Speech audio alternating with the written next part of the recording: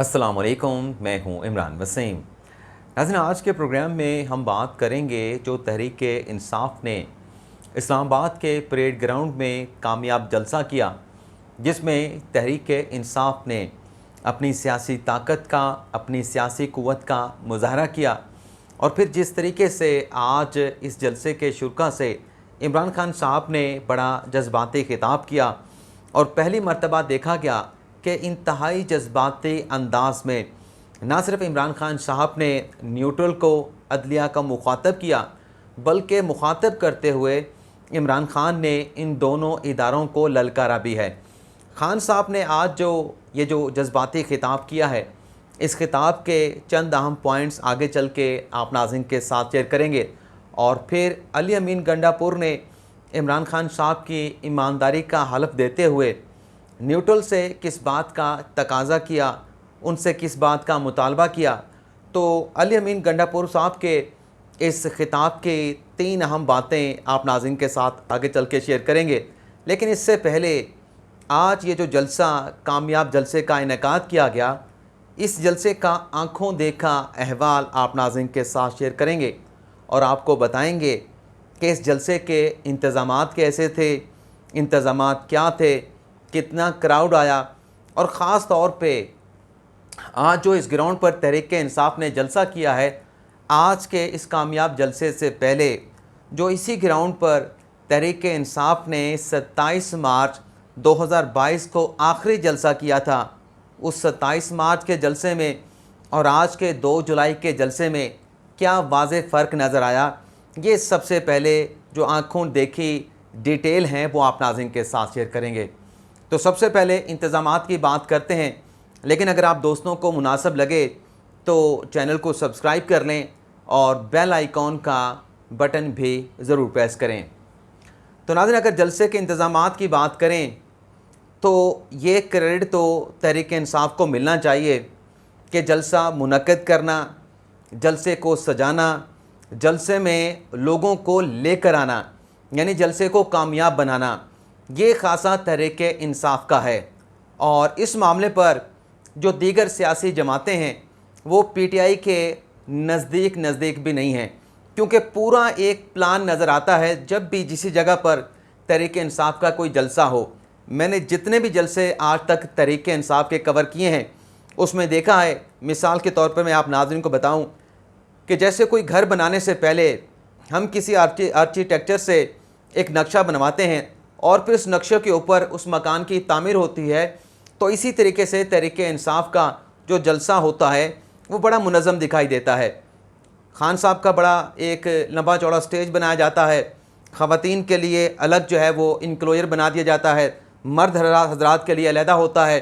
ख़वातीन के लिए आने का अलहदा से रास्ता, मर्द हज़रात के लिए आने का अलहदा से रास्ता, और जो जलसे के शुरा होते हैं यानी जो पीटीआई की क़यादत होती है उनका अलग से आने का तीसरा रास्ता होता है। इसके साथ साथ आपको ये भी बताएं कि आज के जलसे में जो खान साहब का स्टेज तैयार किया गया था वो नाज़रीन तकरीबन कोई 150 से 160 फुट चौड़ा था और उस स्टेज के सामने कोई 200 फुट की चौड़ाई में और 600 से 700 फुट की लंबाई में जो है वहाँ पे कुर्सियाँ लगाई गई थी 3-3 फुट के फासले से। और अगर कुर्सियों की तादाद की नाज़रीन अगर हम बात करें तो पीटीआई के जो इंतज़ामिया थी उनका ये दावा है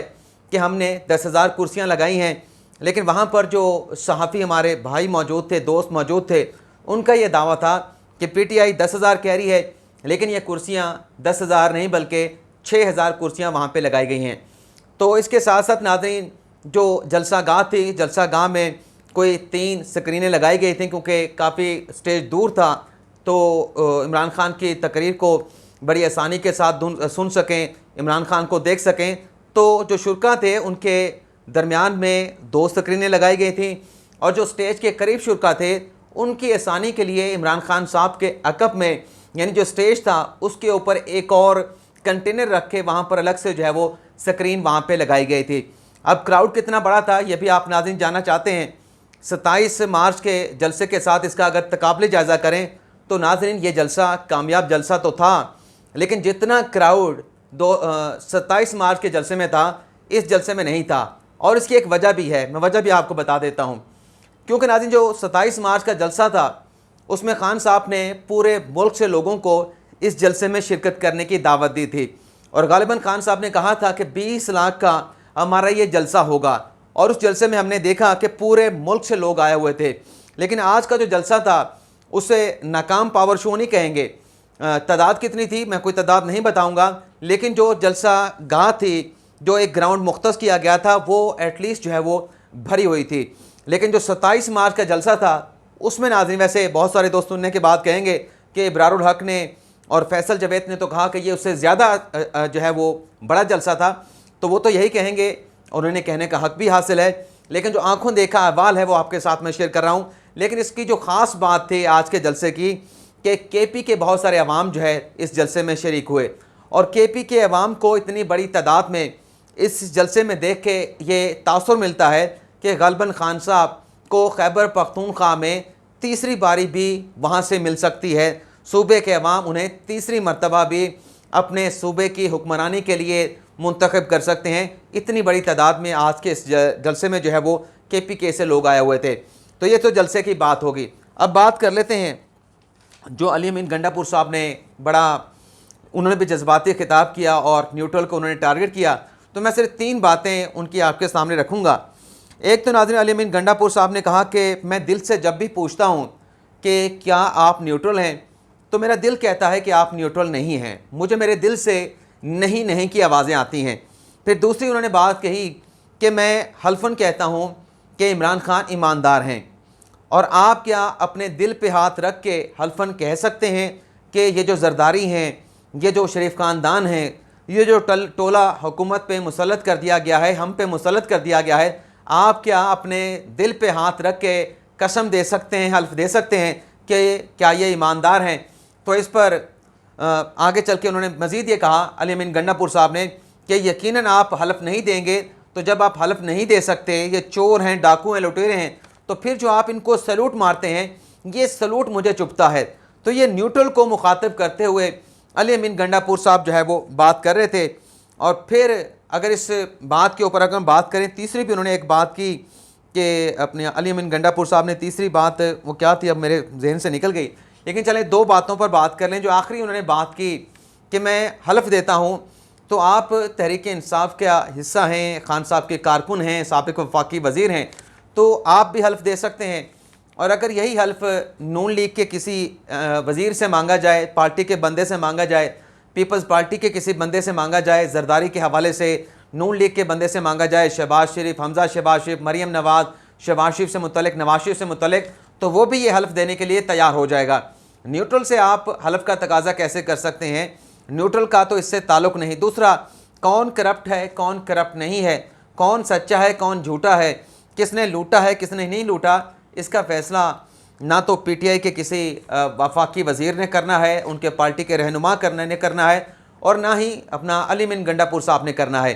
کیونکہ اگر شریف خاندان پہ کوئی کیسز ہیں تو وہ بھی اب تک الزامات ہیں، زرداری کے اوپر کوئی کیسز ہیں تو وہ بھی ایلیگیشن ہیں، عمران خان پر اگر موجودہ حکومت نے کوئی کیسز بنانے کی بات کی ہے، کوئی خبریں سامنے آئی ہیں، وہ بھی اس وقت محض ایلیگیشن ہے۔ کون چور، کون ڈاکو، کون لٹیرا، کس نے لوٹا، کس نے نہیں لوٹا، اس کا فیصلہ نہ علی امین گنڈا پور صاحب نے کرنا ہے، نہ نون لیگ کے لوگوں نے کرنا ہے، نہ پیپلز پارٹی کے لوگوں نے کرنا ہے، یہ فیصلہ ناظرین عدالت نے کرنا ہے، تو یہ فیصلہ عدالت کو کرنے دیا جائے تو زیادہ بہتر ہے۔ تو آپ اگر اپنے لیڈر کے حق میں حلف دے سکتے ہیں، قسم دے سکتے ہیں، تو دیگر سیاسی جماعتوں کے جو لوگ ہیں وہ بھی اپنے لیڈران کے حق میں حلف اور گواہی دے سکتے ہیں کہ وہ معصوم ہیں، انہوں نے کچھ نہیں کیا۔ اچھا، جب ناظرین ایک اور خاص بات بھی آپ کے ساتھ شیئر کریں کہ علی امین گنڈا پور صاحب کے اس خطاب کے بعد ایک دستاویزی جو فلم ہے عمران خان کے کیریئر سے متعلق چلائی گئی، جس میں خان صاحب کے کرکٹ کے کچھ لمحات دکھائے گئے، خان صاحب کی کچھ تقاریر سنائی گئیں، خان صاحب کے کوئی ہنستے مسکراتے ہوئے، جیسے کہتے ہیں کرزما، وہ اپنی خاتون وفاقی وزیر ہوتی تھیں کہ خان صاحب کی شخصیت میں کرزما ہے، ان کی مسکراہٹ جو ہے وہ دل چیر دیتی ہے۔ غالباً انہوں نے اس طرح سے نہیں کہا تھا، لیکن میں اپنے الفاظ میں کہہ رہا ہوں۔ تو وہ ایک دستاویزی فلم چلائی گئی جس میں خان صاحب کا جو ایک اردو انٹرویو تھا امریکی اینکر کو،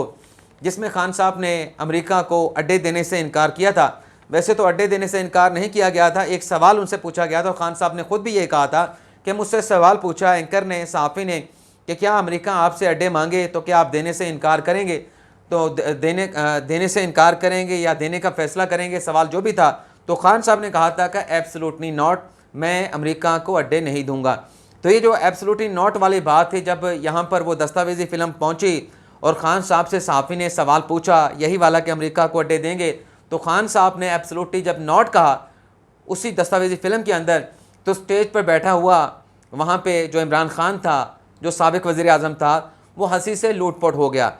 ان کی ہنسی نہیں لک رہی تھی، غالباً اتنا ہنسے خان صاحب اور ساتھ بیٹھے لوگوں کو بھی ہنسایا۔ اس سے مجھے جو تاثر ملا کہ خان صاحب کو لگتا ہی ہے کہ میں نے یہ ایبسلوٹلی ناٹ کیسے کہہ دیا تھا، یا آج بھی انہیں شک ہو رہا ہے کہ غالباً میں نے یہ ایبسلوٹلی ناٹ نہیں کہا تھا، تو وہ ہنسنے لگے، کہکے لگانے لگے، اور ہنسی سے وہ لوٹ پوٹ ہو کے ساتھی دوستوں سے بھی بات کرنے لگے۔ اگر آپ کو کسی کو کوئی شک ہے کہ میں اپنی طرف سے چھوڑ رہا ہوں تو آپ خود بھی وہ خان صاحب کا جو آج کا تقریر کا کلپ ہے وہ اسے نکال کے دیکھ سکتے ہیں۔ اب آ جاتے ہیں خان صاحب کے خطاب کے اوپر۔ جیسے میں نے آغاز میں کہا کہ بڑا جذباتی خطاب، اور اتنا جذباتی کہ اس سے پہلے میں نے خان صاحب کو جذباتی نہیں دیکھا، اور خان صاحب نے نیوٹرل کو، عدلیہ کو ٹارگٹ کیا،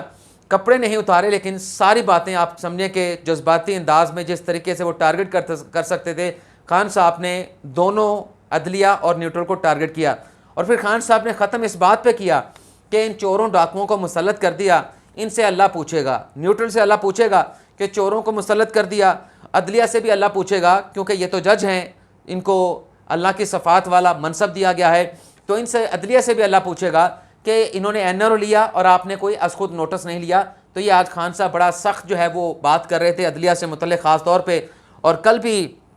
جب سپریم کورٹ میں اس کیس کی سماعت چل رہی تھی تو فواد چودھری کو مخاطب کرتے ہوئے چیف جسٹس نے کہا تھا کہ آپ بڑی عدلیہ پہ تنقید کرتے ہیں، تنقید کرنا بڑا آسان ہے، اور اس لیے آپ بڑی آسانی کے ساتھ تنقید کر دیتے ہیں کیونکہ ہم جواب نہیں دے سکتے، ہم پریس کانفرنس نہیں کر سکتے، ہم میڈیا کے ساتھ بات نہیں کر سکتے۔ اور پھر انہوں نے یہ بھی کہا کہ یہ ہم جو فراخ دلی کا مظاہرہ کرتے ہیں، اگر ہم اپنے کنٹیمپٹ کے اختیار کو ایکسرسائز کریں تو پھر آپ کو روزانہ یہاں پر پیشیاں بھگتنا پڑیں گی۔ لیکن بڑا دیکھتے ہیں، بڑا سخت سٹیٹمنٹ تھا، اس پر کوئی عدلیہ کی جانب سے کسی کیس کی سماعت کے دوران کوئی ریئیکشن آتا ہے، نہیں آتا، یا عسکری ذرائع سے کوئی موقف آتا ہے، کوئی بات آتی ہے، تو وہ بھی آپ کے ساتھ شیئر کریں گے۔ حضرت میں صرف 5 باتیں خان صاحب کی اس کتاب کی آپ کے ساتھ شیئر کروں گا جس میں میں نے ربط نہیں دیکھا، بے ربط باتیں تھیں، تضادات دیکھے۔ ایک تو خان صاحب نے کہا کہ مودی کو نواز شریف نے اپنے گھر بلایا، بالکل سچی بات کہی خان صاحب نے، لیکن یہ خان صاحب نے نہیں بتایا کہ اسی مودی کی کامیابی کے لیے خان صاحب نے خود کہا تھا کہ اللہ کرے مودی کامیاب ہو جائے تو کشمیر کے ساتھ بیٹھ کے، کیونکہ مودی بڑا نڈر ہے، بڑا ضدی ہے، تو اس کے ساتھ کشمیر کا مسئلہ ہم بات چیت کے ساتھ حل کر لیں گے۔ تو خان صاحب کی دعا قبول ہوئی، مودی کامیاب ہو گیا، لیکن مودی نے کشمیر پہ قبضہ جما لیا، اس کی قانونی حیثیت کو تبدیل کر دیا۔ یہ خان صاحب نے نہیں بتایا کہ اگر نواز شریف نے اسے اپنی بیٹی کی شادی پہ یا اپنی پوتی کی شادی پہ یا اپنی گھر میں شادی پہ بلایا تھا تو اس کی کامیابی کے لیے دعائیں کس نے کی تھی، یہ خان صاحب نے نہیں بتایا۔ ناراض نہیں ہونا، یہ فیکچول باتیں ہیں، کچھ دوست سننے کے بعد ناراض ہو کے گالیاں دینا شروع کر دیتے ہیں۔ اچھا مجھے اتنا بھی پتہ ہے کہ جو گالیاں دینے والے ہیں اس میں نوجوان کم اور جو بڑی عمر کے جو لوگ ہوتے ہیں وہ زیادہ ہوتے ہیں۔ اچھا دوسری خان صاحب نے یہ بات کی کہ پاکستان نے آزادی اس لیے حاصل نہیں کی تھی کہ ہندوؤں اور انگریزوں سے آزادی حاصل کر کے امریکیوں کی غلامی کر لی جائے۔ یہ خان صاحب نے بڑی اچھی بات کی، ہم نے پاکستان اس لیے حاصل نہیں کیا تھا۔ آج عمران خان صاحب یہ بات کر رہے تھے اور آج ٹی وی پر یہ نیوز بھی چل رہی تھی کہ جو ڈونلڈ لو سے متعلق خان صاحب کا سٹیٹمنٹ رہا کہ ہمارے خلاف سازش کی ہے امریکی سفیر ڈونلڈ لو نے، تو ڈونلڈ لو سے جو اوورسیز چیپٹر کے سیکٹری ہیں پاکستان تحریک انصاف کے، وہ ڈونلڈ لو کے ساتھ ملاقات کرتے ہیں اور ان سے کہتے ہیں کہ پچھلی باتوں کو بھول جائیں، آگے چلیں، مطلب آگے کی سوچیں، مستقبل کا سوچیں، پچھلی باتوں کو بھول جائیں۔ تو وہاں پر تو آپ ان کے ساتھ معاملات کو سیٹل کرنے کی کوشش کر رہے ہیں، اور یہاں پہ آپ آج بھی امریکی سازش کی بات کر رہے تھے۔ تیسری انہوں نے بات کی، چوتھی انہوں نے بات کی، میں تیسری بات کو سکپ کر دیتا ہوں، چلیں تیسری بات بھی کر لیتے ہیں۔ تیسری خان صاحب نے بات کی کہ ملک کو وینٹیلیٹر پہ کس نے لگایا، انہی 30 سال سے حکمرانی کرنے والے حکمرانوں نے لگایا۔ تو 30 سال ناظرین، خان صاحب 2018 میں حکومت میں آئے، 2018 سے 30 سال پیچھے چلے جائیں تو 1988 بنتا ہے، 1988 سے لے کے 2018 تک جو 30 سال بنتے ہیں اس میں 10 سال پرویز مشرف کی، 8 سے 9 سال پرویز مشرف کی حکومت ہے، 9 سال پرویز مشرف کی حکومت ہے، تو باقی 21 سال بچتے ہیں۔ 21 سالوں میں خان صاحب کوئی حکومت بتا دیں، بلکہ اپنی حکومت کو بھی شامل کر لیں، 21 اور 4.5 سال، کون سی حکومت نے 5 سال پورے کیے ہیں، کون سے وزیر اعظم نے 5 سال پورے کیے ہیں؟ جب کوئی وزیر اعظم رہتا ہی نہیں، اسے ہٹا دیا جاتا ہے، جس طریقے سے بھی ہٹا دیا جاتا ہے، تو ملک میں استحکام کیا آئے گا؟ ملک کے پھر معاشی معاملات اسی طرح سے چلیں گے۔ چوتھی بات، انہوں نے شہباز شریف صاحب کی دستاویزی فلم چلائی جو آج کل سوشل میڈیا پہ چلتی ہے کہ میں کوئی اپنا کوئی مانگنے والا نہیں ہوں، مجبوری ہے مانگنا ہے، تو وہ چلائی، اور خان صاحب نے کہا دیکھیں جی ملک کا وزیر اعظم مانگتا ہے تو ملک کی بدنامی ہوتی ہے۔ تو خان صاحب آپ بھی سعودی عرب کے پاس مانگنے کے لیے گئے تھے، آپ بھی IMF کے پاس مانگنے کے لیے گئے تھے، آپ UAE کے پاس مانگنے کے لیے گئے تھے، آپ چین کے ساتھ جو ہے وہ مانگنے کے لیے گئے تھے۔ آپ نے تو کہا تھا میں قرضہ لوں گا تو خودکشی کر لوں گا، قرضہ نہیں لوں گا، لیکن آپ بھی قرضہ لینے کے لیے گئے۔ تو جو پہلے کرتے رہے آپ نے بھی وہی کیا، اور آپ کے جانے کے بعد جو پہلے والے تھے وہ بھی آج وہی کر رہے ہیں۔ پانچویں بات انہوں نے کہی کہ نواز شریف کہتا ہے کہ میرے اگر اثاثے آمدن سے زیادہ ہیں تو کوئی مجھ سے کیوں پوچھے، میرے اثاثے میری مرضی۔ تو خان صاحب آپ نے بھی جواب دیا تھا، آج اگر نواز شریف کا آپ حوالہ دے رہے تھے، آپ سے جب توشہ خانہ کا جواب مانگا گیا تو آپ نے کہا تھا میرے تحفے میری مرضی، میں بیچوں یا رکھوں، کسی کو اس سے کیا تکلیف ہے؟ تو آپ نے بھی یہی جواب دیا تھا۔ لیکن بہرحال خان صاحب نے آخر میں کہا کہ جو ضمنی الیکشن ہو رہا ہے، اس ضمنی الیکشن میں امپائر ان کے ساتھ ہے، لیکن امپائر ان کے ساتھ ہونے کے باوجود ہمیں اس ضمنی الیکشن کو جیتنا ہے، ہم اس ضمنی الیکشن کو جیت کے دکھائیں گے۔ اور ناظرین، یہ جو خان صاحب نے کہا ہے اگر ضمنی الیکشن میں تحریک انصاف کامیاب ہو جاتی ہے، پنجاب کے 20 سیٹوں کے اوپر اکثریت انہیں مل جاتی ہے، تو یہ عمران خان صاحب کی بہت بڑی کامیابی ہوگی۔ تو آپ سے اجازت چاہتے ہیں، اللہ تعالی ہم سب کا حامی و ناصر ہو، دعا میں یاد رکھیے گا۔ اللہ حافظ۔